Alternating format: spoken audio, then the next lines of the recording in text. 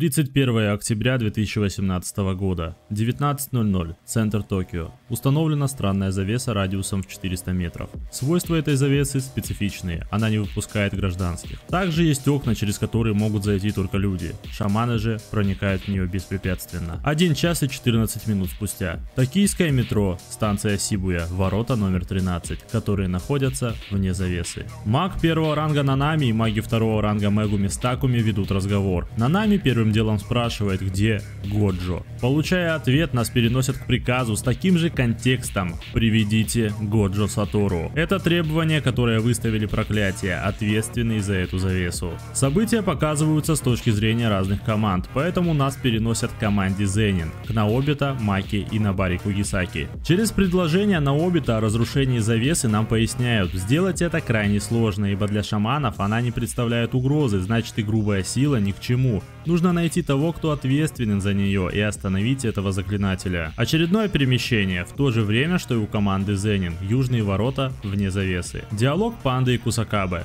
Первый подмечает, что с этими же людьми мы столкнулись во время фестиваля обмена, который был в первом сезоне. Ацуя же, игнорируя его слова, вводит нас в курс дела. Верхушка шаманов хочет минимизировать жертвы, поэтому Годжо Сатору уже в пути, с задачей в одиночку справиться со всей заварушкой. Поэтому они, команда Зенин, Нанами и Мэй-Мэй, просто ждут вне завесы, на всякий случай прибирая за Сатору различный недобитый мусор. Внутри завесы, кстати, довольно мирно, люди взволнованы, но никаких проклятий, которые бегают по округе и убивают всех налево и направо, нет. Они лишь заперты, и это крайне подозрительно. Заканчивая свой монолог, Кусакаба резюмирует: и вообще я не хочу обратно в завесу, ибо в одной из станций, а именно в торговом центре Хакарии, полно духов особого ранга. Один из гражданских комментирует, что людей, которые были на перекрестке, засосало именно в этот ТЦ, в этой станции, как воду в ванной. Обрывая толстячка через 1,5 часа и 1 минуту после появления завесы, на сцену выходит Сатору Годжо. Ситуация проблемная, народу огромное количество, и руками тут особо не помашешь. Я уже молчу про техники местного светофора. Почти что шагая по головам, Белобрысый думает про себя: тут хитро выебанная матрешка, то есть внутри завесы есть еще одна завеса, а именно конкретно в этом ТЦ, отчего гражданские и заперты. Быстро поняв, чего добивается противник, Гейджо решил пойти у него на поводу и отправился напрямик к вражине. 8 минут спустя. Кладбище Аояма и недовольные возгласы Итадори о том, что нельзя вот так вот оставлять все на одного Годжо-сенсея. Мэй-Мэй соглашается, но лишь из-за того, что ей уже был отдан приказ о зачистке после Сатору. Как это в принципе недавно говорил Кусакабе. После небольших сюсюканий брата и сестры и Сайтама, Фейса и Итадори, его группу перенаправили из Сибуи в станции перед храмом Мэйдзи, куда они и направились. Рассказ вновь переносит нас к Белобрысому, сначала показывая вулканчика. Годжо не против сразиться со всеми разом. Время 20:40. Линия токийского метро Фукутасин. Инцидент в Сибуя начинается. Сатору закрывают путь к отступлению, однако с его слов он не собирался убегать, иначе это бы пошатнуло его статус сильнейшего. Да и тем более в таком случае эти 3 поросенка убили бы всех людей. Горящий пердак подмечает: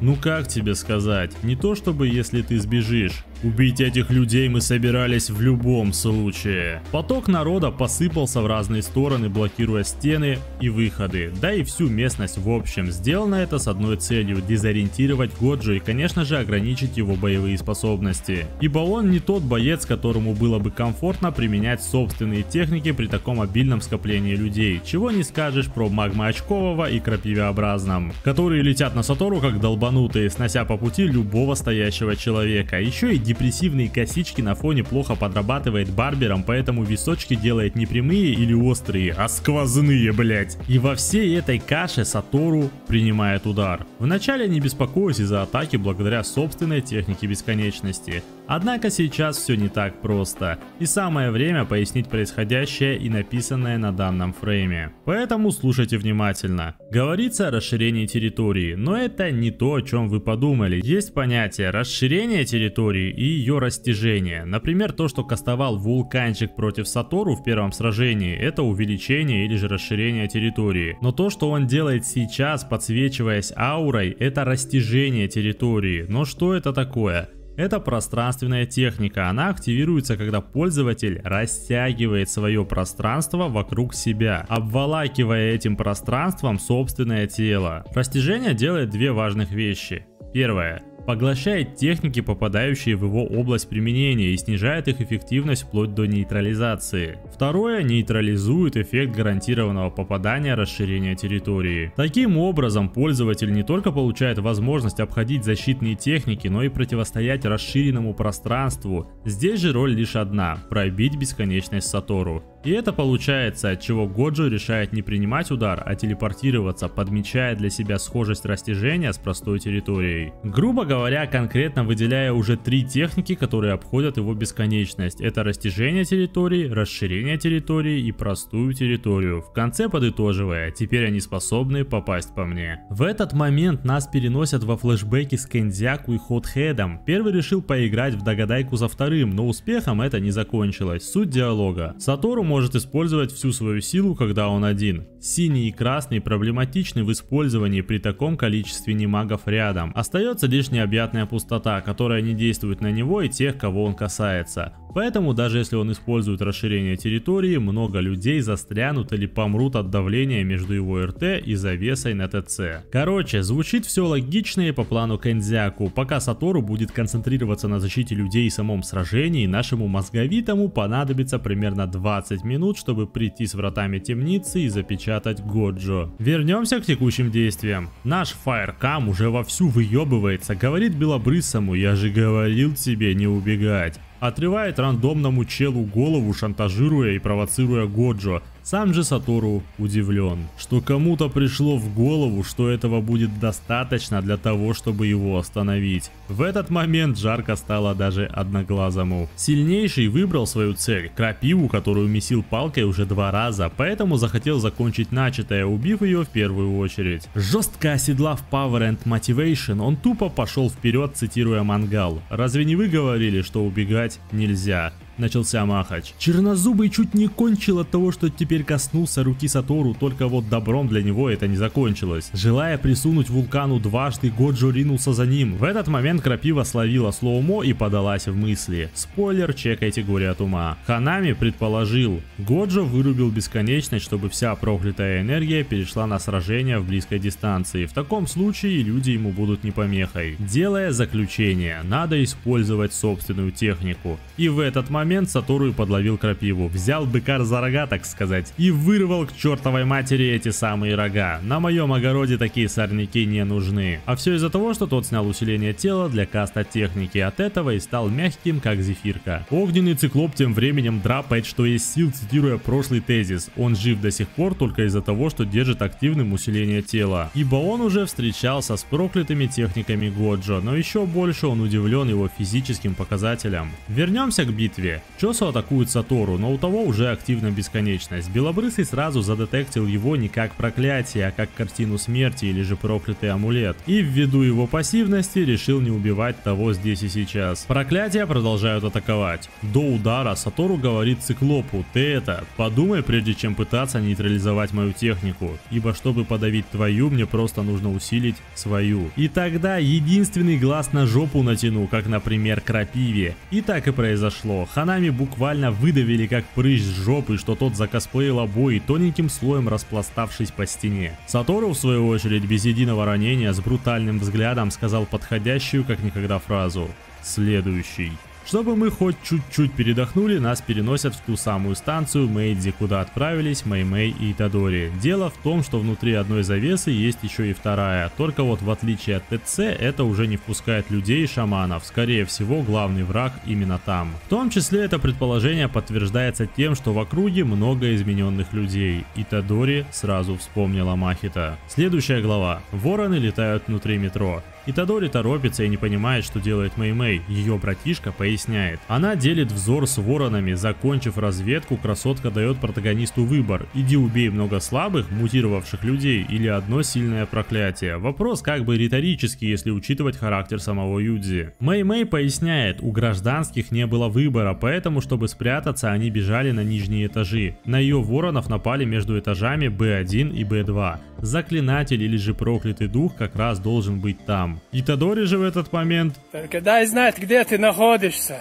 Как вы поняли, ему не до объяснений. К сожалению, Беловласка не может сказать, точно ли Махита находится в месте, куда стремится Юдзи, да и разделять силы достаточно глупо, но дабы спасти больше людей, иного выбора нет. Итадори же настроен решительно, ибо проигрывать он больше не желает. Юдзи спустился в метро, встречая проклятие саранчи, пожирающее человека. Но что-то в этом проклятии было особенное, оно относительно хорошо говорило, формируя целые предложения. Чел, кстати, особо не скрывал, что он умный, ибо постоянно говорил эту фразу Итадори. Пока тот пытался выяснить частично на языке жестов, где Махита или же парень с вышитым лицом. Саранча ответил, впервые открывая имя проклятия, за которым охотится Итадори. Он в свою очередь вспомнил, что Годжо-сенсей говорил о барьерных техниках и их сложности, поэтому у Юдзи вызвали сомнения слова Саранчи о защите территории, а не ее создании. Пока Юдзи думал, проклятие сказало то, что карается в его присутствии, а именно о вкусе человеческой плоти, за что мгновенно и получил панч ногой, отлетая к стене. Его слова в Итадори вызвали неприятные воспоминания о сути проклятия и о том, как они издеваются над людьми. Саранча же жестко флексанул, намекая на тупость Итадори через соответствующий вопрос, начав с базы о том, что Юдзи даже не сможет назвать вид проклятия, которым он является, принимая жожо-позинг, выставляя самое сокровенное наружу. Итадори в свою очередь сделал ход конем, идентифицировал Саранчу как кузнечика, ибо тот похож на него. И блять, он оказался прав. Походу кузнечик, когда говорил про тупого, он имел в виду меня и зрел в суть проблемы. Короче, мы пришли с ним к одному и тому же умозаключению. Итадори умный. Теперь же немного базы, с которой начинается 87 глава.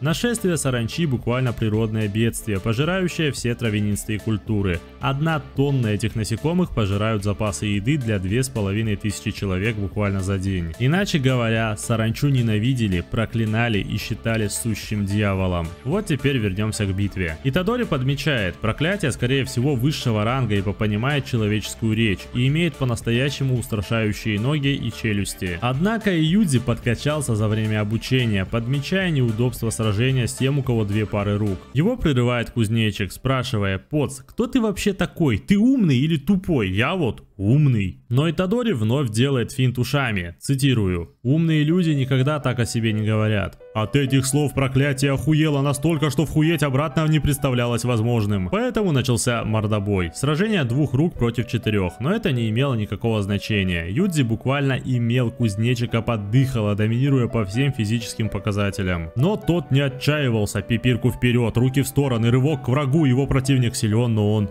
умнее. Кузнечики способны откладывать яйца под землей из-за гибкости животов, в то время как острие становится твердым и удлиняется. Поэтому тот планировал сразить Юдзи внезапной атакой. Но Итадори ожидал этого и на рефлексах поборол трюк проклятия, в конце показывая свою решимость к убийству, предупреждая об этом кузнечика. Так и помер лучший и умнейший персонаж магической битвы. Уровнями ниже. Платформа B5. Время 21:14. На горизонте появляется Махита. Следующая глава встречает нас с интересной для многих темой сражения Сатору Годжо, от которого драпает огненная лужица. Убегая, тот кидается людьми, буквально выигрывая себе драгоценные секунды. Даже когда Дзёга пытается атаковать, он выверяет тайминги и слепые зоны, тут же теряясь из виду при малейшей возможности прямого столкновения. Явно паникуя, он орет на Чоса, чтобы тот помог ему. Он без энтузиазма соглашается и атакует Сатору, который явно не скрывает своего недовольства, ибо из-за активной безграничности все это для него теперь детская возня. Когда 2 особых проклятия как-то за счет растяжения территории пытались с ним махаться, это хотя бы веселило его, сейчас же сплошная рутина. Он не беспокоится о врагах и просто продумывает план действий. Люди, которые не видят проклятий, начинают избегать его, ибо для них он ненормальный, который бегает туда-сюда и что-то там болтает с пустотой. Отмена и каст безграничности, как с крапивой, уже не сработают на вулкане. Он, кстати, знает, что Сатору будет биться в ближнем бою, поэтому явно будет использовать еще больше людей в качестве живого щита. Годжо понимает и принимает это. Жертв не избежать.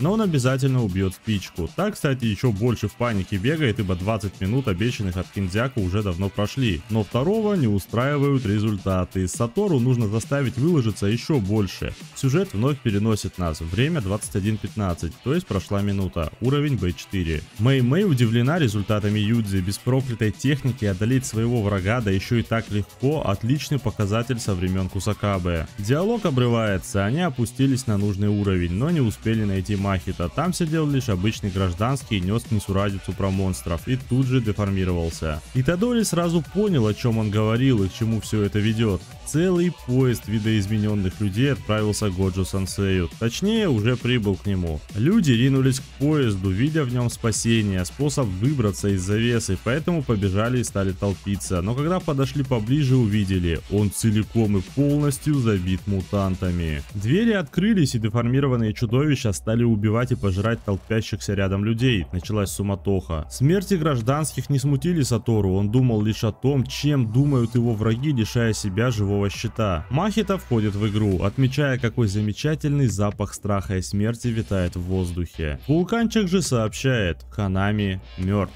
Но это не особо расстраивает сшитую морду. Белобрысый до сих пор гадает, что за фигня происходит, зачем они намеренно сокращают количество людей вокруг него. Махита же зря время не теряет и пробует ударить Годжо, но так как бесконечность активна, ничего не выходит. Шестиглазик, увидев сшитую морду, тут же вспоминает отчет Юдзи и Нанами и пытается ударить того, но не успевает. Лайм с газировкой же дает ответ на первый вопрос от Сатору. Есть кое-что отвратительное в людях, их слишком много. И после этих слов огромное количество людей из Атриума, как вода, наполняют нижние уровни. И это на руку и Чоса, и Махита, ибо люди буквально расходный материал для их техник. Все атакуют. Начинается неразбериха, огромное количество людей, живых и видоизмененных, паника, кровь, враги атакуют из слепых зон, и убийства продолжаются с каждой секундой. Лаймовый отмечает, у Сатору Годжо это не вызовет агрессии, он способен сохранять хладнокровие и готов пойти на некие жертвы, чтобы изгнать нас. Однако этот лимит скоро достигнет своего предела, ибо количество жертв увеличивается многократно каждую секунду. Расширение территории же он не сможет использовать, ибо так он убьет и всех людей, и всех проклятий вокруг.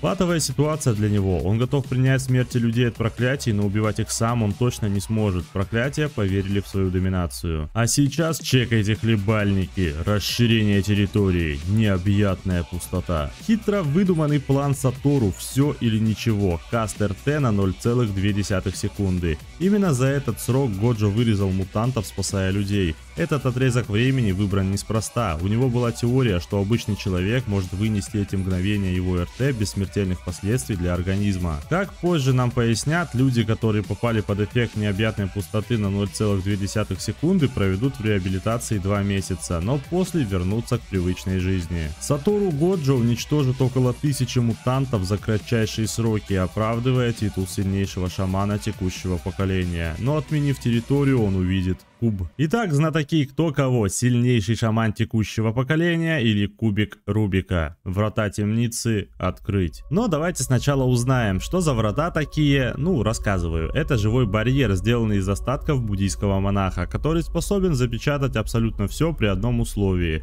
Цель должна находиться около врат темницы 1 минуту в радиусе 4 метров. Звучит просто, но не в отношении Сатору Годжо, ибо даже 1000 жизней будет мало, чтобы остановить его или задержать. Однако все по плану Айзена, бога нашего. Стены темницы раскрываются. Годжо смотрит на появившийся глаз, будто бы затягивающий его. Чуя, что происходит что-то неладное, его нога дергается, и он уже готовится использовать телепорт. Но вдруг слышит голос лучшего друга, которого самолично убил год назад. Все мысли смешались, воспоминания, ощущения. Даже 6 глаз не могли бы распознать истину. Мозг Сатору строил теории, кто перед ним, подделка, техника трансформации. Все версии будут отклонены. А душа вспомнит все 3 года его юности, когда он мог доверить Сугуру собственную жизнь. Нюанс врат темницы был раскрыт, но не до конца. 4 метра, 1 минута. Но 1 минута в голове Сатору Годжо, который отмотал целые годы воспоминаний. На деле же все произошло мгновенно. Кэнзяку, как ни в чем не бывало, потральбасил Саторыча, но тот мгновение был занят анализом ситуации, констатируя факт. Он лишился проклятой энергии и более того, теперь не может даже двинуться. Но беспокоит его совершенно другое. Что за человек предстал перед ним? Его тело, проклятая энергия, голос, внешний вид, даже 6 глаз, которые работают как всевидящее око, говорит о том, что перед ним Сугуру Гето. Но душа кричит об обратном. Неслабонервный ответ в следующей странице.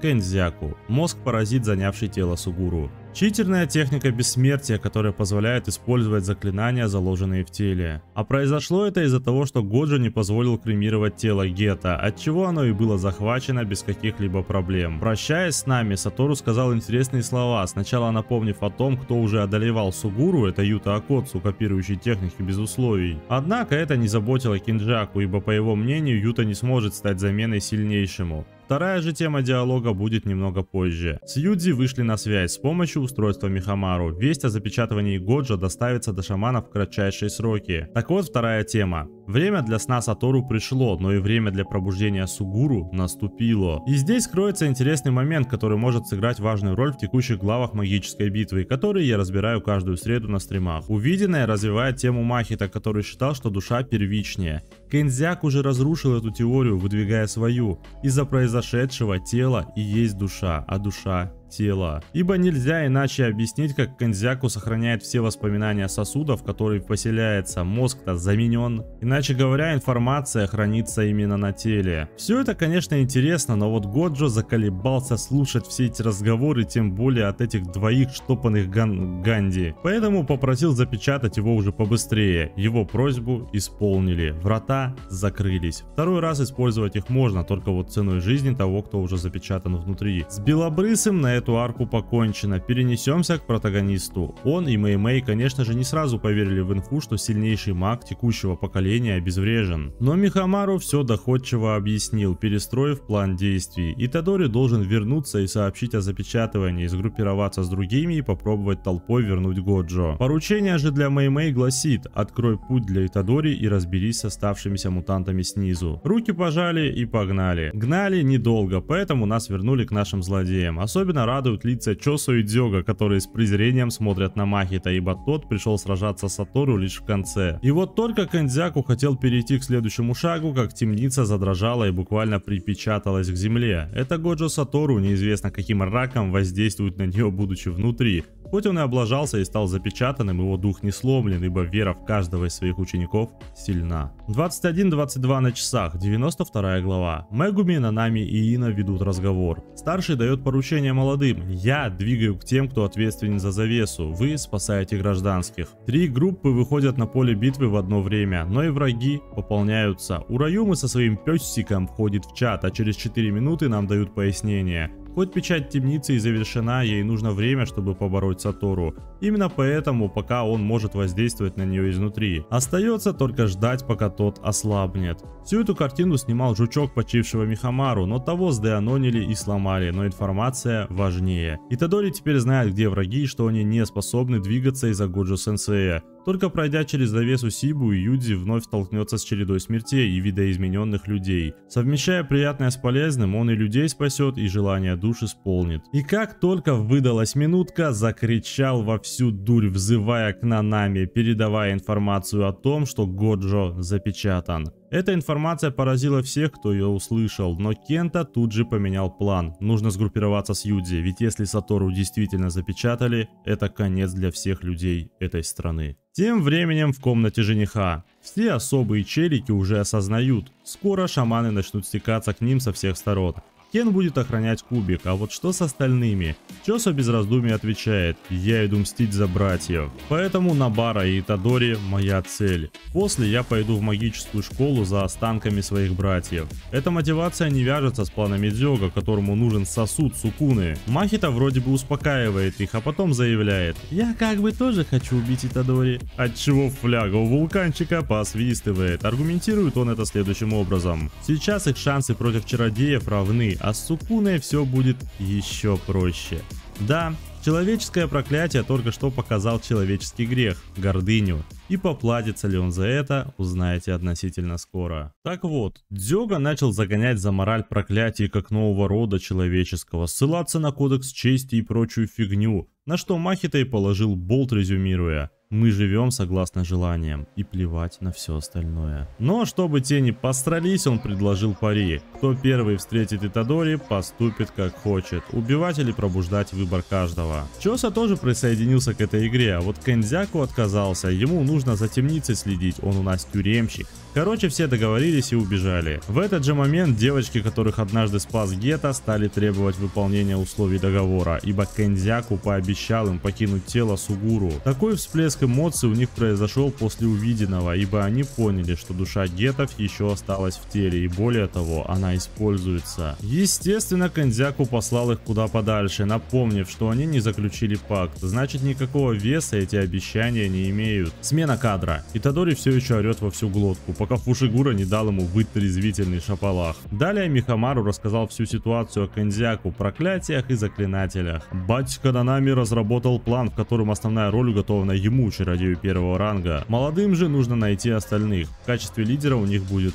Ино. Тот, естественно, воодушевился и рассказал, в каком вообще положении не только они, но и вся страна после исчезновения одного человека. Во-первых, Годжо спас стольких чародеев, и множество из них под запретом, такие как Итадори и Юта. Если Сатору не будет, верхушка шаманов разойдется не на шутку и полетят бошки. Второй момент во многих плохих заклинателях, которые сидят в тени просто из-за того, что Сатору существует. Без этого мага Япония погрязнет в ужасе с обеих сторон. Поэтому первостепенной задачей всех команд является спасти Годжо Сатору. В это же время о ситуации беседуют три новых персонажа, которые поддерживают завесу. Скажу заранее, они со стороны врагов. Юдзи же пытается сломать барьер на грубой физухе, и судя по дрожи Ино, удар был сильным. Он также это отметил, офигев в себя. Такая прочность завесы снаружи навела их на мысль, что чародей, который поставил ее, также находится снаружи, где-то на видном месте, и они были правы. Более того, благодаря Нуэ Мегуми наша компания тут же встретилась с ними. Но их цель была в иголках, в которых заключена барьерная техника. Крайне удобная штука, которая работает, если просто вливать в нее проклятую энергию. Две таких у этого дедана, которого Юдзи с помощью нити Маки пригласил на мужицкий бой, уронив того 41 этажа.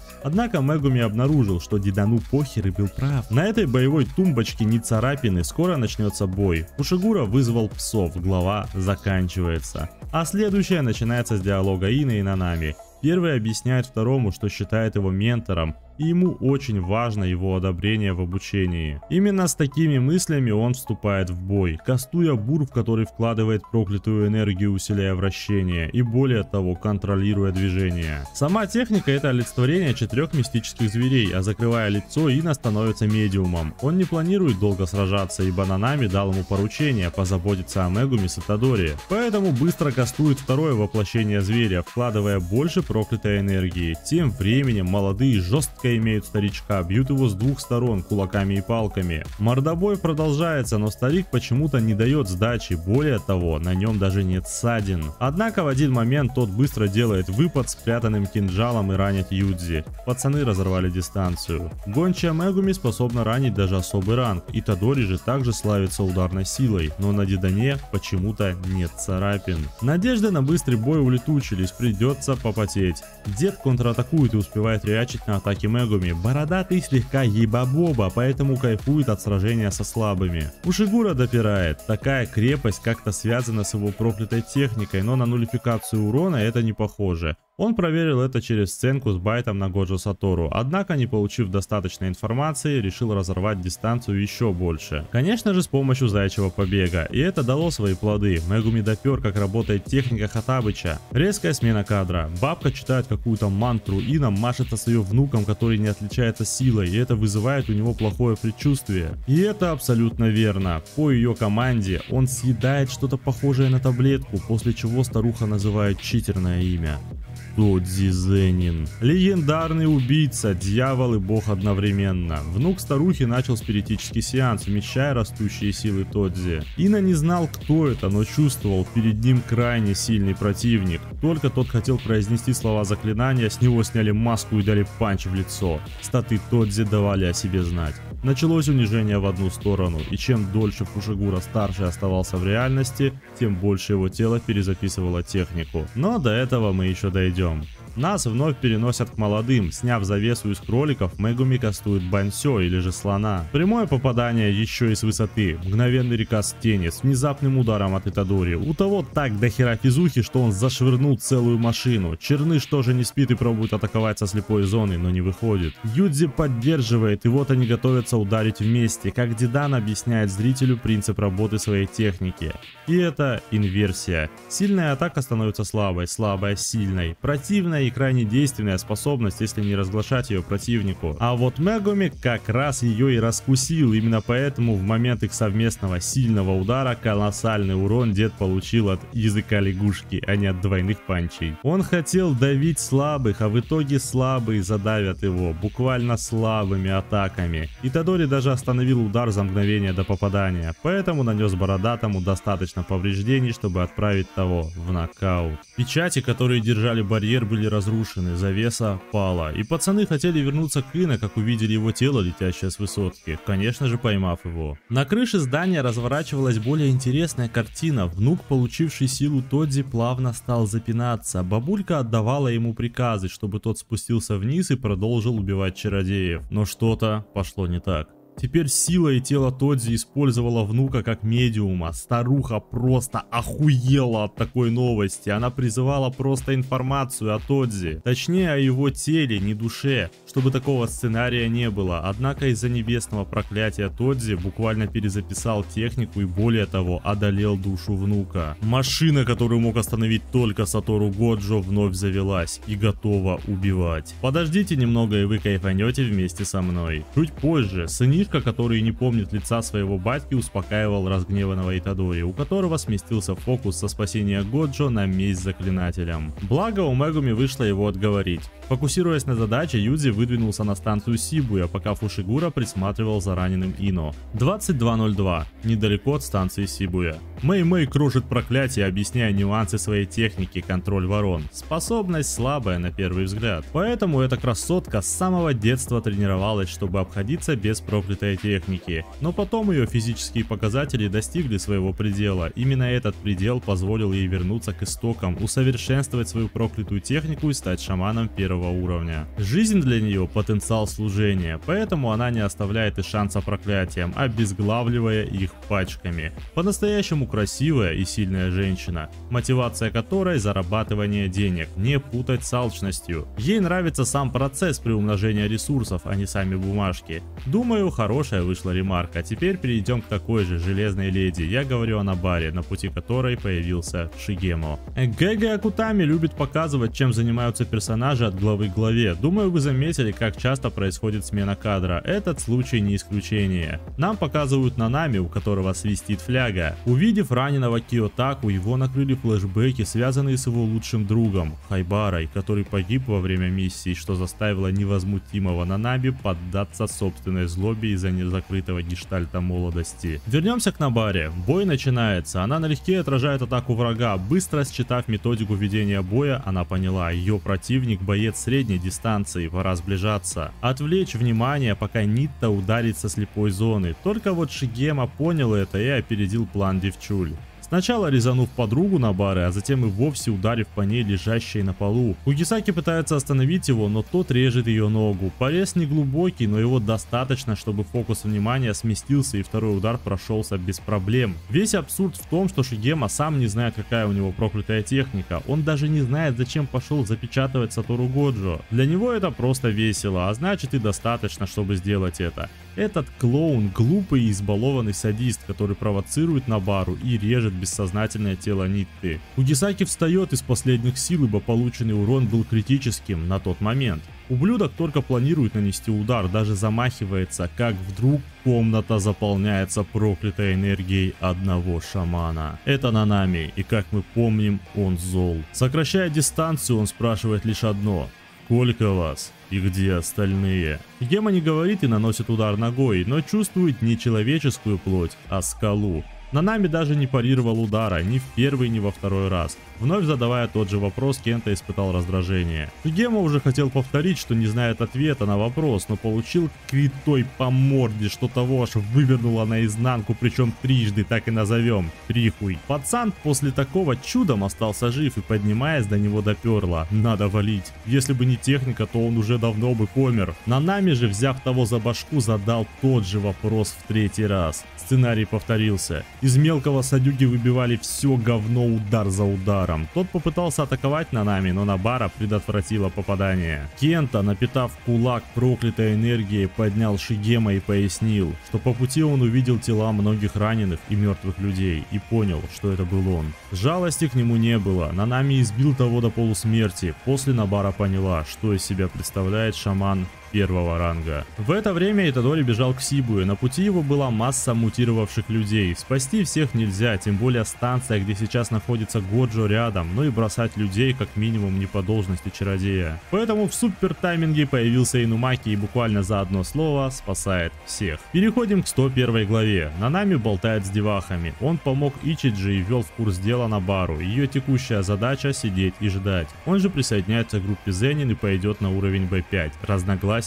не принимаются. Тем временем Мэй видит знакомый силуэт Сугуру Гетто. Обмениваясь любезностями, в ее голове всплыли вопросы. Почему он жив? По вине Годжо? Неужели они объединились? Нет, невозможно. Скорее всего, этот Гетто — подделка. Абсолютно верно. Краткий диалог закончился. Сугуру призвал проклятие болезни особого ранга. Это заставило Мэй сомневаться, ибо техника того Сугуру, которого она знала, прямо перед ней. Кэнзяку хотел остановить ее на время, но если она справится, он будет ждать ее как следующий соперник. Сражение началось с расширения территории. Проклятие заперло Мэй в гробу и движением рук накастовало большой валун с неба. Но этого, конечно же, недостаточно, ибо сражение Мэй только начинается. На самом интересном нас переносят к протагонисту. Итадори встречается с Чосо, и это важный момент для развития двух персонажей. Чосо тут же понимает, кто перед ним, ибо ввязался он во все это с одной целью – убить того человека, который виновен за смерть его братьев. Без лишних слов он тут же применяет свою технику манипуляции кровью, которая по скорости достигает звуковую. Копье крови достигает Итадори, тот успевает выставить блок, но понимает, что техника проходит насквозь, поэтому перемещает траекторию. Чосо кастует рекаст, Итадори бежит навстречу, сокращает дистанцию и наносит удар дивергента, тот, который с замедленным применением. Юди чувствует, как его руку пробирает боль. Рана глубокая, но во время боя ничего не поделать. Нужно использовать другую. Чосо же прерывает битву. Он хочет знать, что сказали его братья перед тем, как умереть. Итадори не сразу понял, о ком идет речь, однако Косичка уточнил, и до Розоволосого дошло.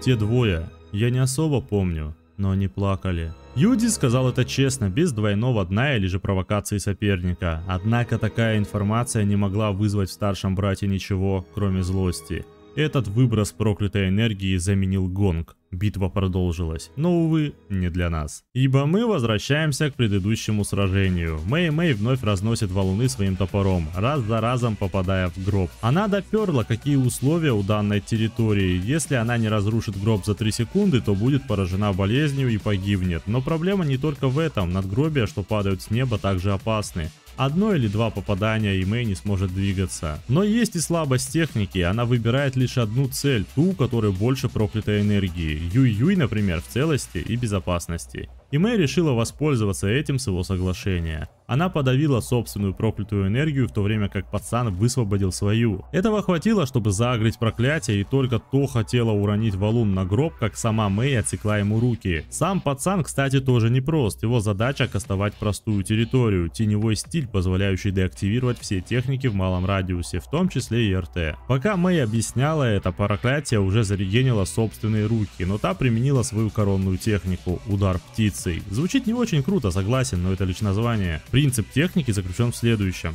Бустер силы для чародея поставить свою жизнь на кон. В данном случае ворон жертвует собой через манипуляцию. От этого урон получается колоссальным. От данной техники нет спасения. После нее выживал лишь один – Сатору Годжо. Закончив с проклятием, Мэй и Юй тут же отправились к своему следующему противнику – Кэнзяку, похвалившего шамана в текущей эпохе. Пачка следующих глав переносит нас к Итадори и Чосо. Первый размышляет о технике крови и своем противнике, противнике, тот держит дистанцию и атакует стрелами, шанс уклониться от которых 50 на 50. Если залетит лаки шот, то минус ГГ. Но Юдзи делает финт ушами, прыгает вверх, отрывая ноги от земли. Сделано это с одной целью — задать время для удара. То есть знать и контролировать хоть что-то, и у него получается, ибо в последний момент он все же сдвинул центр тяжести и уклонился, поцарапав лицо. Цель Итадори — перевести сражение в ближний бой, где, по его мнению, у него будет больше шансов уйти победителем, но попытка обрывается техникой Чоса — сверхнова. Заклинание, которое превращает кровь в мелкую картечь, атакуя цель с множества сторон. Не упуская шанс, косичка протыкает ноги Итадори, но тот продолжает отбиваться даже с такими ранами, и в один момент он даже берет верх. Но Чоса принимает стойку каста копья крови, рефлекторно защищаясь, Юдзи понимает, его обманули, и пропускает серию серьезных ударов, а далее и само копье. Но и этого недостаточно, ибо оно было не до конца сфокусировано. Итадори все еще на ногах. Эту битву слегка прерывает Михамару, который пробудился. Этот голосовой помощник знает технику манипуляции кровью, но, увы, общую информацию, а не нюансы и слабости. Сама техника хороша на любой дистанции и славится своей сбалансированностью. Но, как по мне, есть один более жирный плюс. Пользователи этой техники не страдают от кровопотери, что делает их достаточно выносливыми. Рассказав это, Михамару поразмыслил и рекомендовал Юдзи валить в уборную. Шанс успеха 10%, но либо так, либо протагонист подыхает. Стоит рискнуть.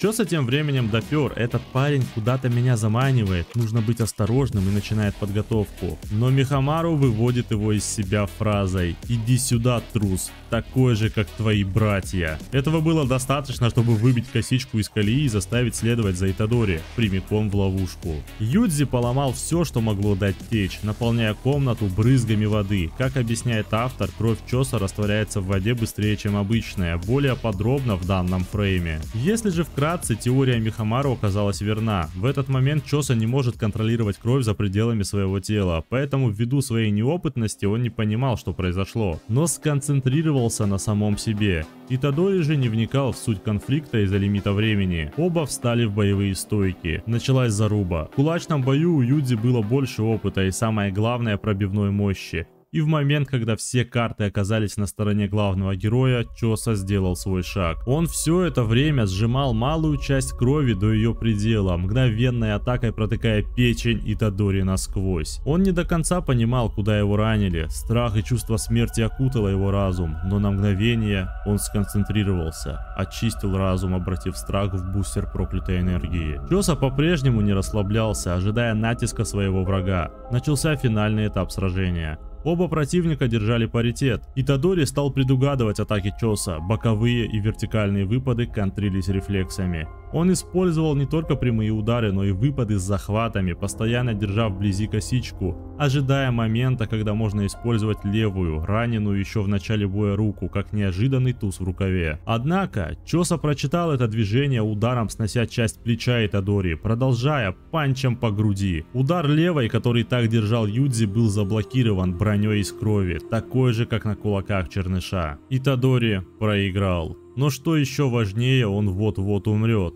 Месть Чоса свершилась, убийца его братьев прямиком у него на ладони, и он собирается добить его. Но в голове у косички всплыли воспоминания, которых никогда не было. Его явно штормило, и от увиденного пробирало в пот и мурашило. Чоса с братьями и Юдзи за одним столом мило проводили время, называя того старшим братом. Данное видение инициировало катарсис в голове Чоса, и он отступил, ибо появилась информация, которую обязательно нужно проверить, иначе он не простит себе убийство Итадори. Более подробно эту тему я раскрою позже. Протагониста же нашли две девочки Сугуру с замотанным пальцем Двуликого. Рокировка команд. Команда Зенин спускается на нижние уровни, на Обита комментирует: «Мне-то вот вообще по кайфу, что Сатору нет, с удовольствием бы посмотрел за развалом семьи Годжо». Маки посоветовала Динану пить таблетки и валить домой, ибо алкаш он еще тот, и от него вообще толку не будет. По крайней мере, по ее мнению. В это время креветка жестко палит за ними. И только Нанами достает свой тесак, дед уже хватает ее и в рамочку и жестко панчит через стекло или же картинку. Все это происходит настолько быстро, что ни Маки, ни Нанами ничего не успели разглядеть. От панча Дедана креветка выплевывает остатки людей, которые сожрала, и вспоминает о своем почившем товарище. крапиве, которую пустили на обои. Жестко рейджит и из креветки превращается в ебаного ктулху, который пришел трахать и бить морды, ну или наоборот. Одним движением тот кастует Waterball, наполняя этаж водой. Дидану похер, он базарит за 4К 60 FPS на кое-каком хабе, попутно агря ктулху, напрочь игнорируя, что он говорит, продолжая гнуть свою линию, но Нанами решает не ждать. А атакует, причем сразу с криты. Маки поддерживает, только вот слишком медленно, поэтому дед спасает ее. Атака магов первого ранга не нанесла никакого урона по догону. Они лишь раззадорили его кастануть щит из воды. Маки в этот момент подметила свою бесполезность и слегка вошла в тильт, ссылаясь на ее минимальный запас проклятой энергии и ориентир на физуху. Трио продолжило атаковать. Разные техники, стороны, удары. Ктулху удачно эвейдит их и улетает наверх. Дидана такой расклад событий устраивает и начинается сражение в воздухе. Пока Наобита атакуют, Ктулху не может использовать свои техники, подмечая тот факт, что скорее всего Дидан быстрее вулканчика. Поэтому, чтобы сравнять шансы с трио противников, тот кастует расширение территории. Перенесемся на пляж. Так что если не бывал летом на море, не беда, сейчас поплаваем. Я возьму на себя роль гида-рассказчика, поэтому начнем с тайного кода в середине видоса. Оставляй его в комментарии, рабаши вместо папаши, так я пойму, насколько внимательно ты смотришь ролик. Сражение продолжается, и маки с Нанами тут же получают удары. Деваха отмечает, от удара Шикигами невозможно уклониться, а самой атаки будто не существовало, пока не образовалась рана. А вот с дедом этой пышули не сработала. Техника, с помощью которой он отражает атаки, называется падающий цветок эмоций. Не путать с простой территорией и растяжением территории. Наглядный пример, как работает техника, предоставлен на данном фрейме. Враг не стоит на месте и не ждет. Ктулху кастует рой смерти из рыб. Нанами кричит Маки. Единственный способ выжить — это атаковать, как почувствуешь нападение. По крайней мере для тебя. Не успев сказать это, Нанами самого начинают жрать рыбы. Маки пытается помочь ему, в то время как Наобита отражает 70% всего роя смерти. И как раз в этот момент Ктулху наносит удар, вслед отправляя и рой смерти. Пока рыбы жрут деда, креветка на стероидах переключается на Маки. Шаман без проклятой энергии для него слабейший. Тот ударяет ее, отправляя в полет. Но этого недостаточно. Она даже успевает дерзить, говоря, что попробуй тогда с одного удара меня вынести, закус как пиву. Про себя жалея, что не встретилась с Мегуми, ведь должна была кое-что забрать у него. В этот момент мы слышим знакомый для нас голос и название РТ – Садхимер. Мегуми явился сам, даруя через тени играющее облако. Оружие особого ранга. Она не теряет времени зря и идет в атаку. Оружие обладает достаточной силой, чтобы ранить даже Ктулху. Ослабление атакующего потенциала у закуски связано с исчезновением эффекта гарантированного попадания, которое автоматом заложено в расширении территории. То есть, если у тебя техника пореза, то в РТ порез попадет 100%.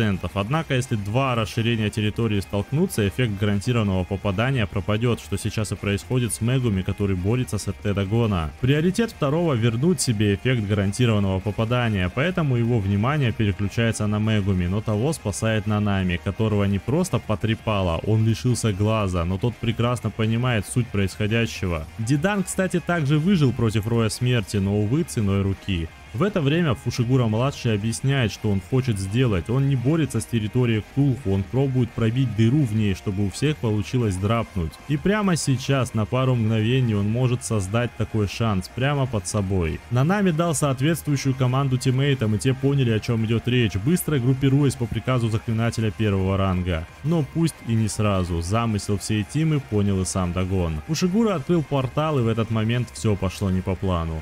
Тот, кто считался проклятием семьи Зенин, освободился. Между небесами и морями лишь он один, достойный. Шугар Дэдди пришвартовывается к пляжу, дамы и господа, мясо начинается. Никто из присутствующих, кроме Наобита, не понимал, что за человек появился перед ними. Первым делом он взялся за оружие, которое увидел перед собой. Даже Дидан с его скоростью не сразу увидел происходящее, а Маки со своей физухой не выдержала натиска и проиграла в грубой силе. Человеку, у которого проклятой энергии меньше, чем у нее. Нет, человеку без проклятой энергии. Тодзи Зенин отличался внешним видом от той версии, которую мы видели ранее. Техника, которая должна была иметь конец из-за ограничений проклятой энергии, была перезаписана информация о его теле. Тем самым ее правила нарушились, а текущий Тодзи стал марионеткой, обреченной сражаться, пока сосуд не сломается. Всегда начиная с сильнейшего противника. Дагон не сразу придал значение этому парню, ибо человек без проклятой энергии не более чем мусор. Пустая трата времени. Но уже через мгновение его рыбью морду пускали на сушу, выдавливая икру тройным ударом. Пытаясь разорвать дистанцию, он пускал на Тодзи рой смерти, но тот отражал весь рой, превращая его в труху. Носясь с такой скоростью, что мог шагать по воде, Иисус, которого мы заслужили. Ускоряясь каждую секунду, вызывая своих сильнейших шикигами, Дагон желал остановить Тодзи, но и они пали всего за пару ударов. Оружие, которое папка забрал у Маки, не было пропитано проклятой техникой, лишь чистая сила пользователя раскрывает и ограничивает играющее облако. Иначе говоря, Тодзи раскрыл его на 100%, и Маки увидела силу, к которой нужно стремиться. Спрашивая Наобита, кто перед ними, старик томно ответил: призрак. Тодзи не успокаивался, он стал бить частями облака друг от друга, буквально затачивая концы, меняя функционал и способ применения. В какой-то момент Дагон допустил то, что он проиграет человеку без проклятой энергии 1 на 1, но тут же отрицал эти мысли и тешил себя, что гарантированный эффект ему бы помог. Но тут он ошибается. Позже нам объяснят, что расширение территории не имеет гарантированного эффекта на целях, у которых нет проклятой энергии. РТ буквально не видит их, иначе говоря, ничего бы не изменилось. Дагон хочет выиграть время и улетает. Тодзи идет за ним как разъяренный китаец за рыбой с полной чашкой риса, удар за ударом разделывая кальмаров в фарш, пока территория не закончилась. Тодзи в одиночку уничтожил проклятие особого ранга, которого не могла осилить целая группа с шаманами первого ранга. Но вот незадача. Кто станет его следующей целью? Кто из данных шаманов сильнейший? Всего за миг Мегуми оказался на улице. Он понял это, не осознавая проделанного пути. Буквально телепорт, но на чистой физухе. В понимании Мегуми это было даже быстрее Сукуны в ранних его версиях. Остальные же шаманы столкнулись с новой проблемой – Дзёго. Проклятием, которое сильнее предыдущего. Оплакав смерть товарища, он пообещал встретиться с ним через 100 лет и приступил к зачистке, начав с Нанами. Один удар. Нет, даже не удар, а просто прикладывание ладони к телу с дальнейшим выплеском проклятой энергии.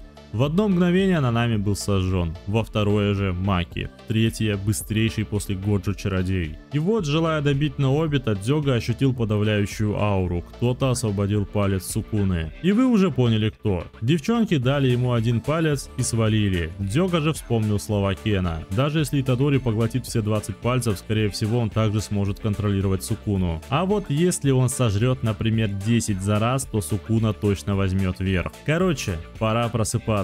Закончив кормежку, Дзёго посчитал количество пальцев на текущий момент. Итадори вмещает 15. То есть 75% силы двуликого. Спящий пробудился. Спустя секунду Дзёго и девочки тут же отлетели подальше. Вулканчик тут же сравнил Сукуну с Годжо, говоря о тотальном различии испускаемых аур. Подружаням так вообще даже дышать сложно. Да что сложно, они спрашивают самих себя. Им вообще разрешено дышать в его присутствии? Что-то ваши головы слишком высоко подняты. Девочки тут же упали лбом в пол. Циклоп же из-за недостаточно глубокого поклона лишился части башки. За учтительность Сукуна дал девушкам время, достойное одного пальца, выслушивая их просьбу. Они хотели, чтобы тот убил Кэнзяку, сидящего в теле Сугуру Гето. Девочки вспоминали времена, которые проводили с ним, спрашивая о том, кто такой Сатору Годжо. Несомненно, они любили Сугуру, любили настолько, что даже принимали его смерть от Сатору, ибо тот был его лучшим другом. Но сейчас тело мастера Гето занимает паразит, и в обмен на его убийство они готовы рассказать, где еще один палец.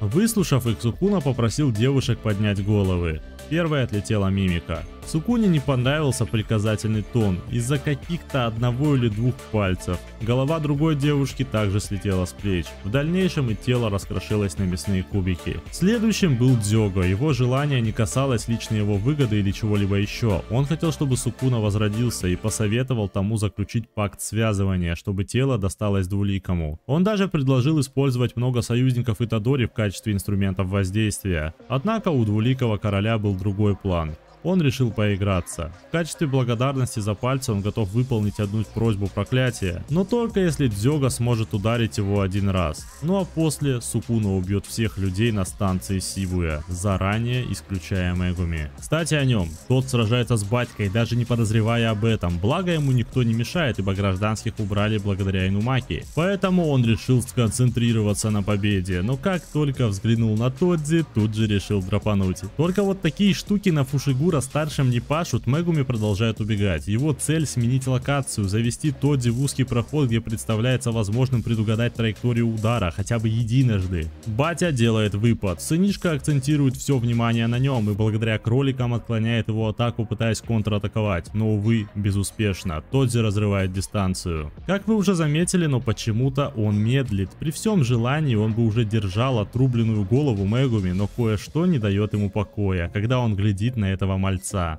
Нам показывают флешбеки. Тодзи, как любящий отец, после смерти жены отдает сынишку в добрые руки, точнее продает его за 8 мультов клану Зенин.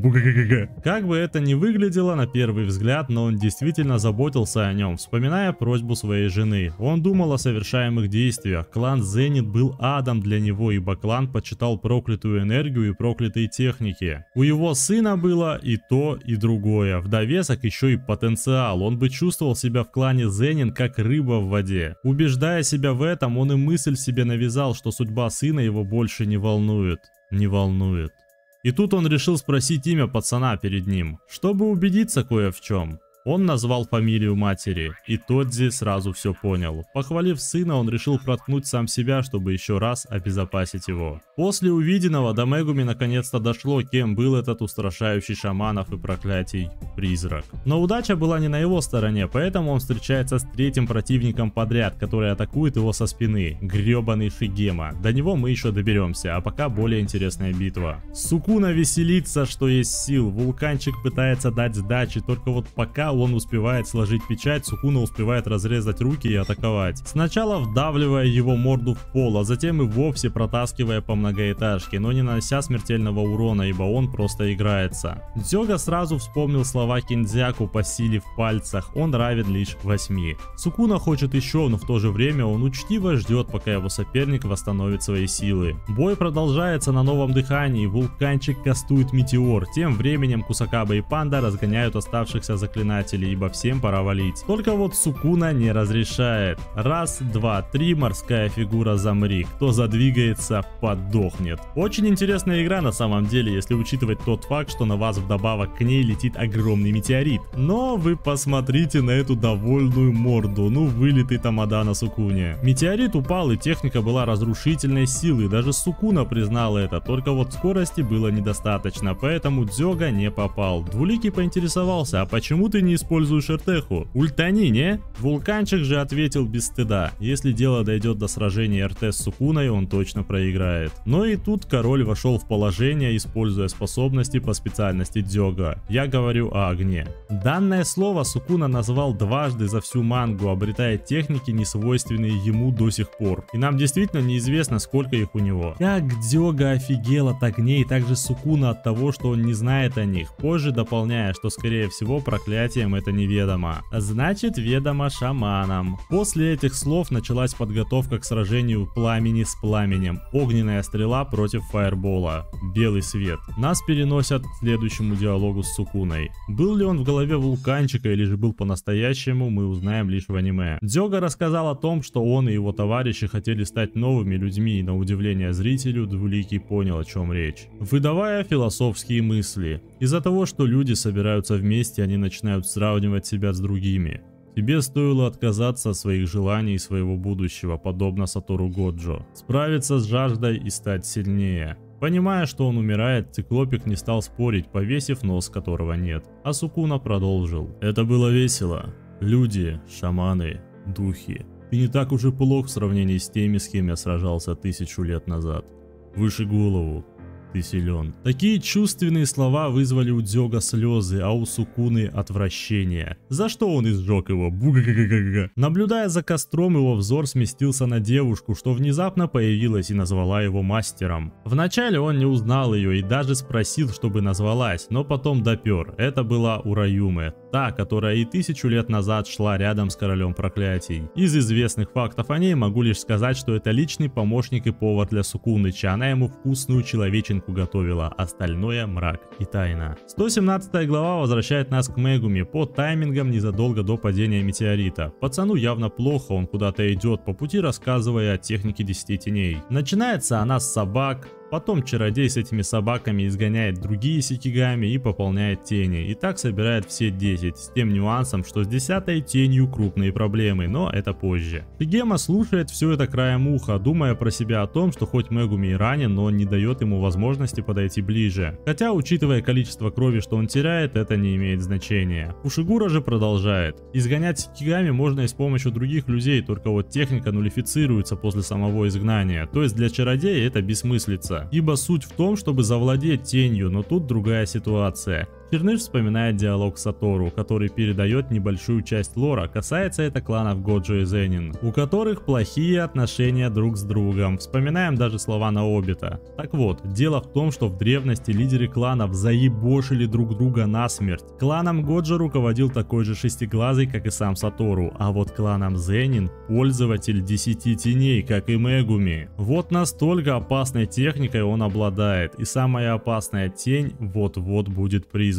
В этот момент падает метеорит Дзёга, отвлекая Шигема, а Фушигура призывает монстра, божественного генерала Махарагу, Махалу, Макору. Говорю сразу, пошли нахуй переводчики, буду использовать все названия сразу. Более подробно о нем вот в этом видосе. Садюга-слесарюга допер, о чем вещал Мегуми, и теперь он часть ритуала по изгнанию. А вот сам Черныш уже одной ногой в могиле, так что вывози все в соло. Завози солярки в соливарню Шигема, ГЛХ, Аль-QQ, все дела. Или как сказал Мегуми, эй, кусок говна, я АФК 5 минут, удачи. После этих слов он вырубился, а Макора проснулся. Сукуна тут же ощутил опасность сначала от Махараги, потом от Мегуми, ибо тот как бы вот-вот копыта отбросит, а этот мальчик еще нужен двуликому. Именно поэтому Сукуныч быстро прискакал разведать обстановку и обратной техникой подлатал раны мальчишки. Если что, даже Сатору не может использовать обратку на ком-то кроме себя, а вот этот немолодой человек способен. Опыт, детишки, опыт. Шигема попытался что-то сказать, но его быстро заткнули. Двуликий думал, единственный выход, к которому он пришел, изгнать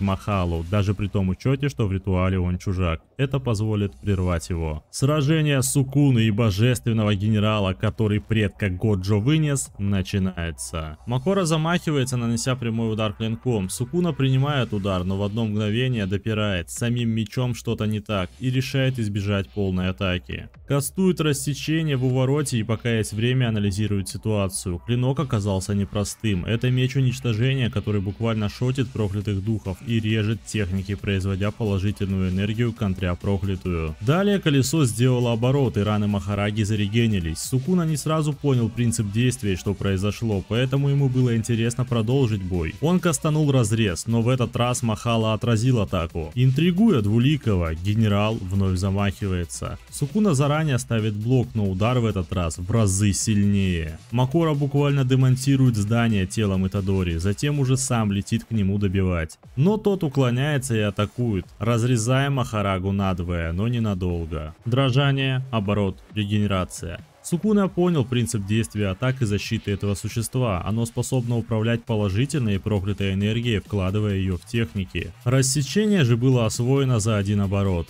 Иначе говоря, Махала способен приспособиться к любому феномену. От себя лишь добавлю, адаптация зависит от сложности техники. Например, простые разрезы, как у Сукуны, усваиваются за один оборот колеса. А сложные техники бесконечности, как у Годжо, в том числе и необъятная пустота, за 4. Ограничение адаптации на данный момент Нет. Король сразу понял, если бы Мегуми в прошлый раз призвал Махалу, она бы сожрала Сукуну. Второй кастует расширение территории. Ремарка. У Двуликого два типа режущих атак. Одни просто рассекают, а вторые расщепляют, подстраиваясь под проклятую энергию врага и сам объект. А само расширение территории кастуется не в барьере, как у других магов, а на самом пространстве, в воздухе. Это все равно, что рисовать без холста на неосязаемом. Радиус действия техники 200 метров, но из-за того, что рядом был Мегуми, он сократил ее до 140, чтобы не навредить тому.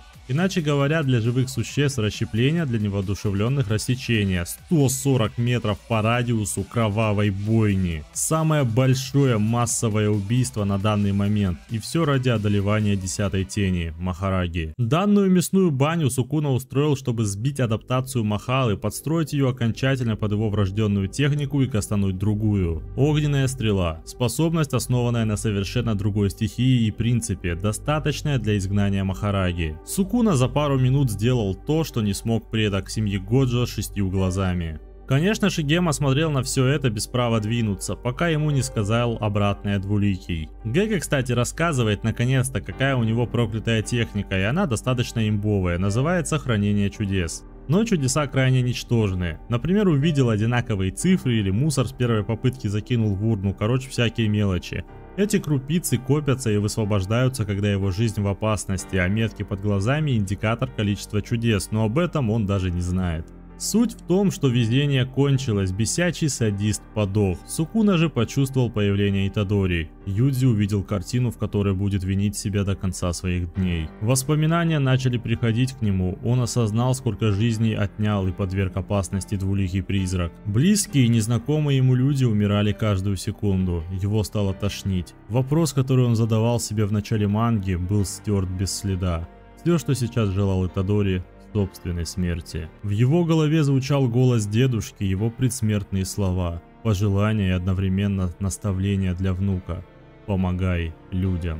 Юдзи стал опустошенным сосудом. Тем временем в Сибуя мы видим силуэт, который раньше бы узнали наверняка. Нанами Кента. Израненный и сожженный наполовину тела. За этим человеком с интересом наблюдает Махита. Спустившись по лестнице, Нанами встретил множество мутировавших людей. На его лице не было ни страха, ни сожалений. Ментально он находился вовсе не в Сибуе, Малайзия. Уехать туда, построить дом в уединенном месте. Прочитать, наконец, книги, которые покупал, но не притрагивался к ним. Попытаться вернуть время, которое потерял. Время. Прямо сейчас нужно спасти Мегуми, найти Маки и Наобита. Интересно, все ли с ними хорошо? Я так устал. Да, просто устал. Я ведь уже достаточно сделал, правда? Живой труп продолжил сражение, кромсая на куски каждого, кто желает забрать жизнь, принадлежащую ему одному. Но звуки битвы затихли за один хлопок. Махита, касание которого означает смерть души и, соответственно, тела. Нанами подумал о своем лучшем друге, попросил наставления, ответа на вопрос, куда же он все-таки движется все это время, и его друг показал ему: Итадори Юдзи, почти ученик Нанами. Он не хотел обременять его последними словами просьбы, как это сделал его дедушка, навешивая молодому парню цель, или же проклятие. Поэтому сказал: Итадори, дальше ты сам. От тела Нанами не осталось ничего, с каждым мгновением оно растворялось по воздуху. Юдзи захлестнула злоба, и он ринулся в атаку. Махита прекрасно знал, каким человеком является Итадори, поэтому сам не торопился атаковать, а в первую очередь пускал мутировавших людей. Юдзи не убивал их и даже не бил, он предпочитал уклоняться. Тогда Лаймовый заюзал отторжение тел, технику, которая в основе своей сливает души, и выходит вот такое вот уродство из-за отторжения. Спрятавшись в пасти, Махита наносит удар достаточной силы, чтобы оставить глубокую рану на лице протагониста, и если бы она была чуть сильнее, то череп бы сломался. Итадори не понимал, как сшитая морда может позволить себе играть жизнями стольких людей. Ответ был поэтичен: ты — это я. И пока ты не примешь этот факт, тебе меня не победить. Но у Юдзи были другие слова на уме: дальше ты сам.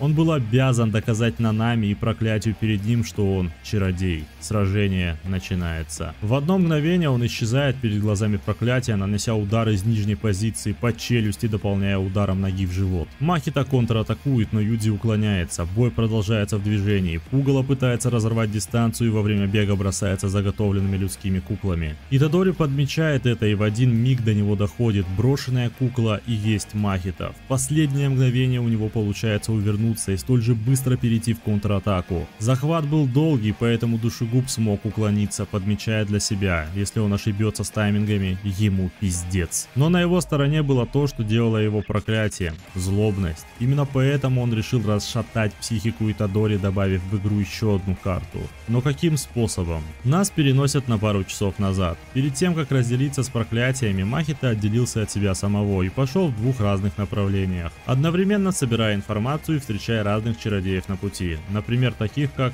Набара. Она, кстати, сразу заприметила вышитое лицо Неффара, спросив: не ты ли создаешь проблемы нашему клоуну? Это она про Юдзи, любя и без хейта. Махита сначала перевел все в шутку о своей знаменитости, но Набара подметила: ага, ты знаменит тем, что убегаешь, поджав хвост, как сука. За этой дерзостью нашей красавицы стояла лишь концентрация. Она пыталась вспомнить то чувство, когда впервые использовала черную молнию. Недолго мешкаясь, первая атаковала Набара. Сначала гвоздями, а потом и вывеской с двух ног, забивая гвозди в крышку гроба, а точнее в саму вывеску. Этот мешок картошки, как всегда, выебывается, что на него не работают такие атаки, думая про себя, что должен принести Итадори ее мертвое тело. В это время та часть, которая сражается с Итадори, буйствует, убивая окружающих его людей. Специально на глазах протагониста, швыряя в того все новые и новые трупы, взрывая те, которые находятся рядом с ним, чтобы нанести удар с тыльной стороны. Пока лицо Юдзи в крови.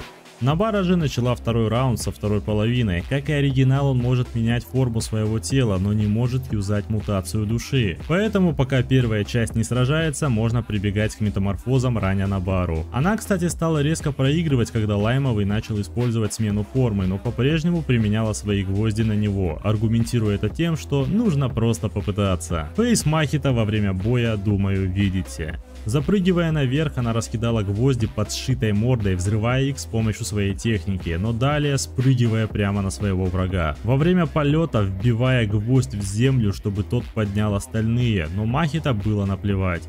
Он чувствовал собственное бессмертие, Набара же была в курсе его техник, поэтому применила резонанс. В этот момент первая часть Штопанова получила урон, попутно не нанося удар по Итадори. Тот сразу допер, что это была за техника и кому она принадлежала. Набара ударила душу через тело, то есть двойник был проводником урона, который в свою очередь возвращается и с двойным уроном бьет двойника. Если резюмировать, то вы, как и Махита, поняли, естественный враг Штопанова не только Итадори, но и Набара с ее резонансом, которая уже доперла, что перед ней двойник, не способный юзать техники. В разрезе событий Юдзи не упускает шанс, предоставленный Набара, и панчит Лайм с газировкой в стену. Чувство вины по-прежнему гложет его, но Кугисаки напомнила ему, что он не одинок. Это смотивировало главного героя закончить бой как можно скорее. Смена кадра. Вторая половина Махита драпает от Набары, скорее всего ощутив, что у оригинала начались проблемы. Кугисаки чувствует неладное, но понимает, если она отпустит его, он может стать намного более страшной угрозой. Снова рокировка сцен. Юдзи не успевает нанести серьезный удар Штопаному, и тот разделяется, вынуждая Итадори преследовать его. Именно в этот момент протагонист видит вторую часть Махита и Набару, стоящую за ним. Понимая, что оригинал прямо перед ней, Юдзи попытался предупредить ее, но было слишком поздно.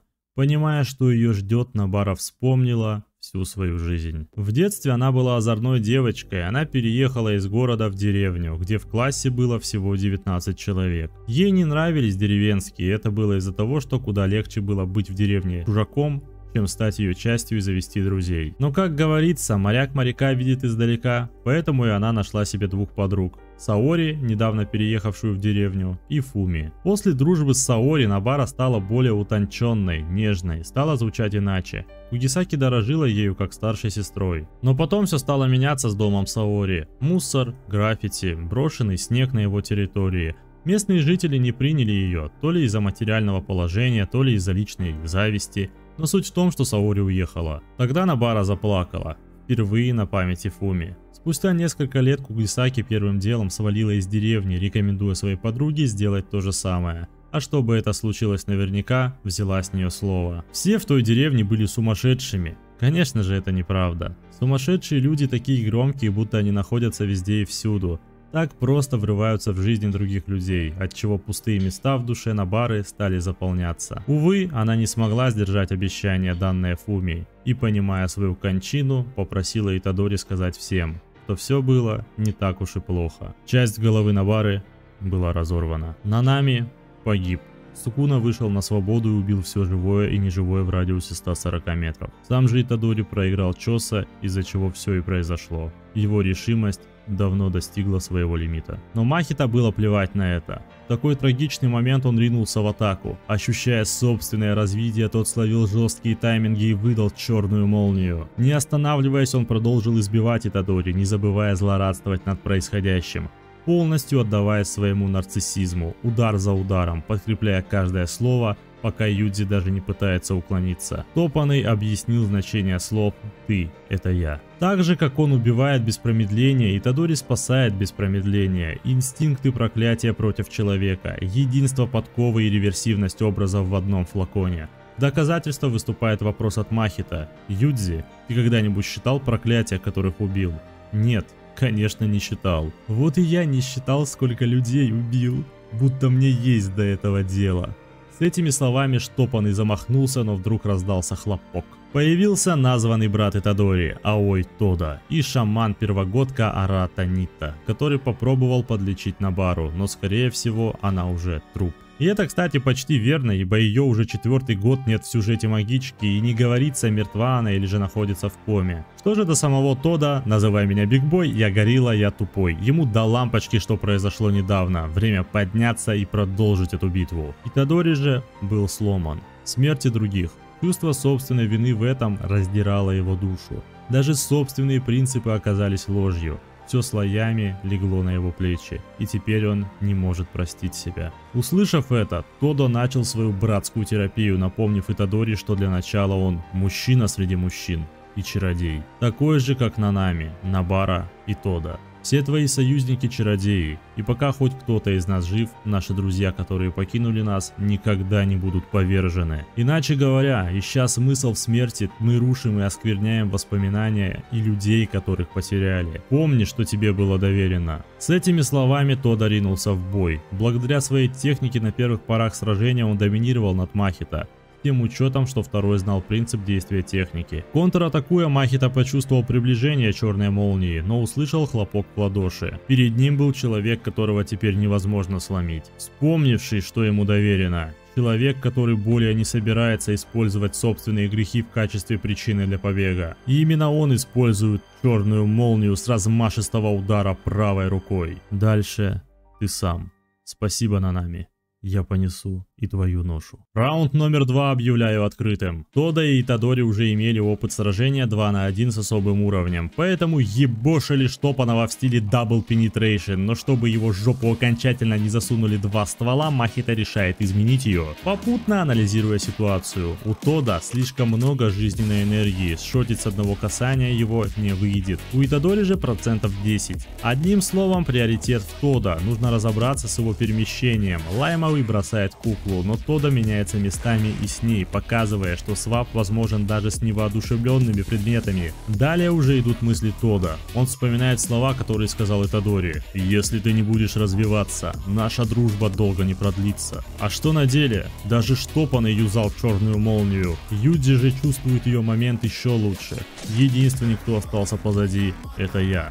Нужно стать сильнее, чтобы не позволить своему брату вновь почувствовать себя одиноким. Именно с такими мыслями Аой кастует черную молнию с удара ноги, но как вы помните, физические атаки не подействуют на Махита. Ему нужна контра души, то есть урон от Итадори, который, как и все остальные, заряжен на 120%. Первым атакует Махита. Он выплевывает обильное количество заготовленных кукол и встряхивает их, кастуя множители отторжения душ. Хлебало, конечно, пиздосики, все все в слюне, глаза закатаны, а Хигао фейс от ГГ Акутами. Обстановка рушится, и все трио меняет локацию сражения, теперь они на поверхности. Подгадав тайминг, Тодо хватает Штопанова и буквально подносит под ногу Итадори, но за мгновение до удара Махита разделяет свое тело и голову, контратакуя одновременно двоих. В это же время, используя множитель душ другой вариации, призывая полиморфное тело, Тодо посчитал, что в нем заключено 80% силы Махита, а оставшаяся часть имеет всего 20%, поэтому Итадори справится без труда.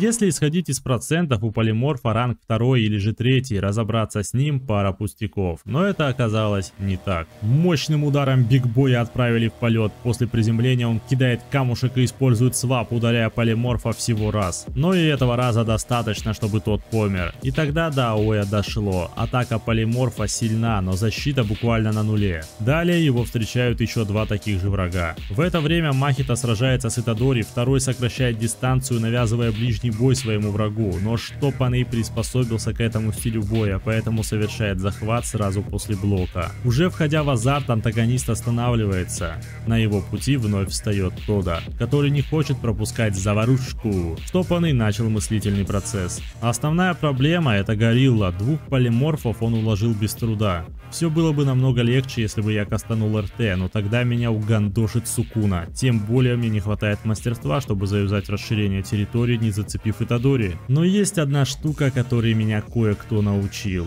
После этой мысли Махита использует расширение территории на 0,2 секунды, как однажды Годжо в сражении с ним. Защитой Тодо была простая территория, находясь в которой не будет гарантированного эффекта попадания. Итадори же был быстрее, уже наступал на Махита, чтобы остановить остаточную мутацию. Но быстрее всех был Штопанный, который обменялся парой слов с Сукуной. Зашитое лицо совсем оборзел и пообещал убить Итадори до того, как Двуликий поменяется с ним, в конце приказывая заткнуться и смотреть. Из-за того, что каст простой территории Тодо был медленнее, чем РТ у Махита, у Аоя затронута рука. Поэтому наш жесткий мэн без раздумий отрубил ее себе. В этот момент Штопанный на опыте заюзал черную молнию, ибо после его РТ Тодо потерял контроль над проклятой техникой. Этот нюанс появляется на время у магов после РТ противника. Перед ударом Аой успел собрать всю свою проклятую энергию как щит в животе, минимизируя полученный урон. Махита решил добить Тодо и устремился к нему, понимая, что раз ладони нет, то в нее и не похлопаешь. На соседнем кадре было упавшее ожерелье Биг Боя, в нем были фотографии Такады и Итадори. Тодо хлопнул в ладоши. С помощью руки Махита, понимая, что это касание может стать для него последним. И в момент, когда должна была начаться мутация, техника Вуги-Вуги срабатывает, и на спасение к своему бро залетает Итадори по кличке Черная Молния. Но не беспокойтесь, Аой жив, хоть и понес некий урон. Видимо, каст остаточной мутации прервал удар Юдзи. Он, кстати, понял, что теперь продолжит сражение в одиночку, и отблагодарил Тодо. Но нет времени отвлекаться. Навстречу главному герою вылетает полиморфная душа. Пока Юдзи сражается с ней, Махита буквально начинает свое перерождение. После удара черной молнии до него доперло, какой сущностью он является. Подобно змее, он стал сбрасывать свою кожу, меняя форму тела. То, что вы сейчас видите, его истинный облик. День рождения проклятия души. Следующая глава встречает нас с цветного разворота этой формы, поставьте на паузу, чтобы полюбоваться. Итадори сразу же отмечает, это что-то новое, отличающееся от всего, что Махита использовал до этого. Второй рассказал о своем развитии после удара черной молнии. Юдзи же тонко подтрольбасил. Для Штопанова этот бой стал принципиальным, сражением не различий взглядов, а уже сущностей. Ибо Махита объявит о своем рождении только после смерти Итадори. Начался мордобой. Уже представляю Сакугу в эти моменты. Махита и Юдзи атаковали друг друга полностью, зная вариации атак своего противника. ГГ даже отразил внезапный удар хвостом и первым нанес удар по корпусу, обнаружив для себя, что тело Штопанова стало намного крепче. Юдзи непроизвольно сравнил его с кровавой броней Чоса. Тогда до Итадори дошли его слова. Истинная форма души. Как проклятый дух, Махита становится чем-то другим. Эволюционирует. Это была правда. С каждой секундой у него оставалось все меньше и меньше шансов на победу. Юдзи понимал, чтобы одолеть текущего Штопанова, нужно бить только черной молнией. Но вот незадача. Нет мага, который мог бы ударить ею в любой нужный для него момент. Однако в этом сражении ГГ был настолько удивителен, что создавалось впечатление, будто он управляет ею. У Юдзи задрожали колени. Быстро успокоив себя парой ударов, сражение продолжилось. Пошло слоумо.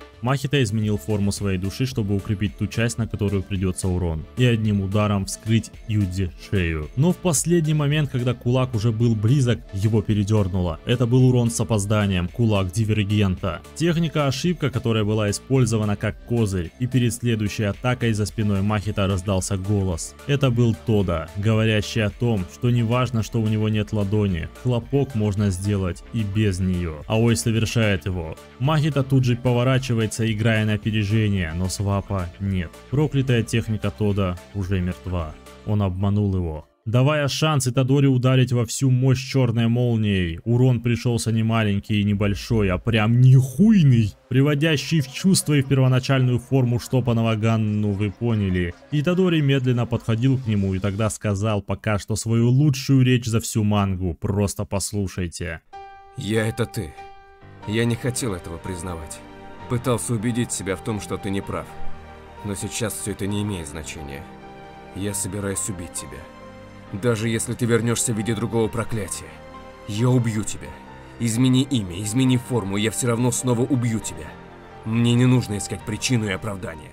Махита, подобно травоядному, убегал от Итадори, полный страха и жажды жить кролик, по следам которого идет хищник. Но убегая от того, что сзади, он нарвался на еще более страшного — Кэнзяку, спрашивающий: «Спасти ли мне тебя?» Махита. Увидев его, Итадори понял, что за человек перед ним. Именно он ответственен за пленение Годжо. Планируя свое наступление, Юдзи столкнулся с колоссальной разницей в силе. Сначала его окутало чувство падения, далее пошла прямая атака проклятием, а после и комбинированная из первого и второго. Далее уже идут слова от Кэнзяку в сторону Сугуру Гето. В прошлом году, если бы силы не были разделены между Синдзюку и Киото, под силами он имеет в виду проклятия, которыми может манипулировать Гето, то победил бы именно он, а не Акотсу, ссылаясь на имбовость техники, которой владел Сугуру. Итадори мог лишь слушать этот монолог и беспочвенно требовать вернуть Саски в Каноху или же Годжо в техникум. Махита в этот момент попытался атаковать Кэнзяку, чтобы изменить его душу, ибо Штопанный уже понял, какая судьба ему уготована. Кен просто-напросто поглотил его как проклятие. После, как ни в чем не бывало, продолжив говорить с Итадори, он решил рассказать о врожденных техниках как о вершине проклятых техник, не считая РТ, конечно же. Конкретнее про технику Сугуру — спираль. Что примечательно, Кэнзяку говорит о ней и времени, когда использовал ее от лица Сугуру. То есть сам мозг стирает границы личного «я» и порой путается, кто он на самом деле — Кэнзяку или же Сугуру. Так вот, спираль. Вся ее фишка в том, что если проклятие первого или полупервого ранга, он в состоянии извлекать проклятые техники. От себя добавлю ремарку: у Сукуны, так как он сиамский близнец, может быть две врожденных техники. Первая — рассечение, а вторая вот схожая с этой. Мощно закинув снюса и подняв голову, Кен увидел ведьмачку. Штырила чувака знатно, вместе с ней был Кама и Май с винтовкой. Вслед за ней Мива, у которой благородная цель — месть за Михамару. Только вот Кен заюзал спираль, оставляя целый кратер на месте, где была Мива, но не волнуйтесь, ее спас Кусакабе. Все шаманы стали стягиваться к месту бывшего боя с Махита, не только студенты другой префектуры, но и товарищи Итадори, например, панда в ядре гориллы. Но что более интересно, Чосо. Да, тот самый, который мстил за братьев. Я намеренно не рассказал о том, что за воспоминания его посетили. Давайте разберем это сейчас. У Чосо 3 родителя. Мать, проклятие, которое ее оплодотворило, и тот, кто смешался с их кровью. Иначе говоря, Кэнзяку. Ныне Сугуру Гето, но более 100 лет назад Наритоши Кама. Самый гнусный шаман в истории. Но что нам дает эта информация, помимо деанона прошлых поколений, которых сам Кен и не отрицает в принципе? Следующий фрейм. Кен пытался заставить Чоса убить его младшего брата Итадори. Да, это не призрачная фантазия, которую представил Тода. Это настоящее биологическое родство. Мать Итадори также имела шрамы на лбу, иначе говоря, Кэнзяку и есть мама Юдзи. А сам он такая же картина смерти, как и сам Чоса и их почившие братья. И в этот момент, когда он готовился убить его в первом сражении, он почувствовал то, что ощущал по отношению к своим братьям, его приближающуюся смерть, ибо все они связаны единой кровью. Но это осознал лишь Чоса из-за своего видения. И на его пути встала Ураюме. Он принял боевую стойку на полной скорости, кастуя кровавое копье, атакуя Белобрыску и Кена, переходя со вторым в ближний бой. Но Чоса вымотан, что и подмечает Кэнзяку. Однако хоть тело и нездорово, но разум кипит от злобы. Панда разряжает обстановочку и спрашивает: слушай, Итадори, ты там какие-то братские феромоны испускаешь или что? После этого все решили воспользоваться поддержкой Чоса и решили напасть толпой. Но всех окутала дрожь от техники, которую вот-вот используют Ураюме. Морозный штиль.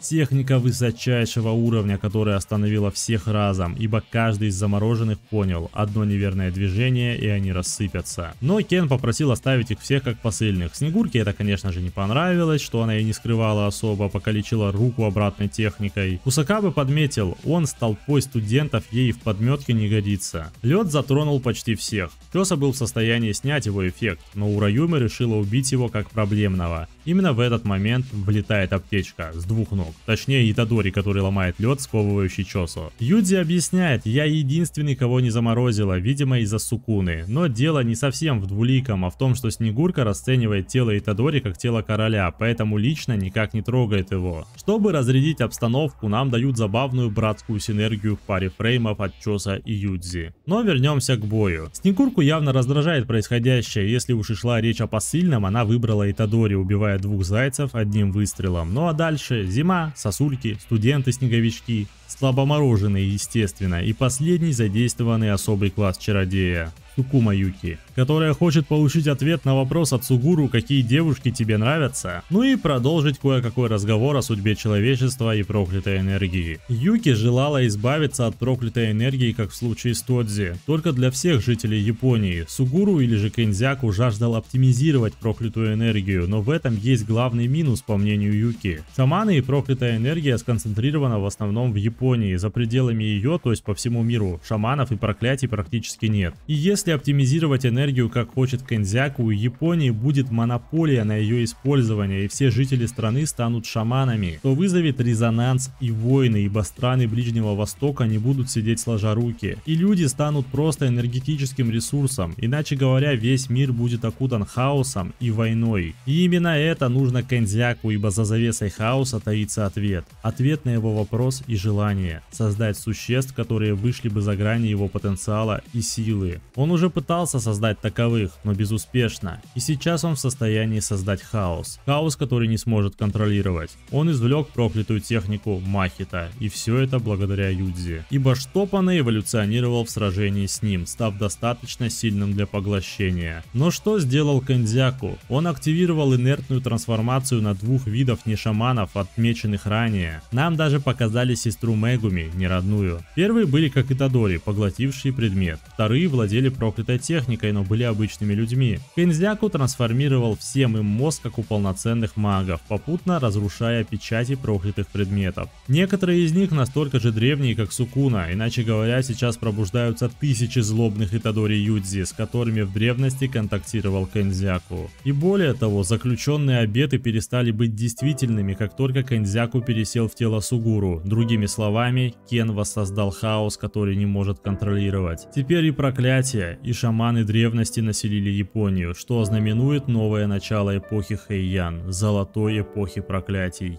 Не разочаруй мать, Итадори Юдзи, покажи себя в следующей арке игры на выбывание. Но перейдем к софизму. Что же у нас осталось по итогу всего инцидента в Сибуя? Сугуру Гета. Статус как выжившего подтвержден. Он повторно приговорен к смерти. Сатору Годжо признан соучастником инцидента в Сибуя, и тем самым он навсегда изгоняется из мира шаманов. Снятие с него печати темницы приравнивается к преступлению. Масамичи Яга, как учитель Сугуру и Сатору, которые якобы были в сговоре, также приговорен к смерти за подстрекательство. Решение о переносе казни Юдзи пересмотрено. Приговор нужно исполнить незамедлительно. Палачом Итадори назначается шаман особого ранга Юта Акоцу.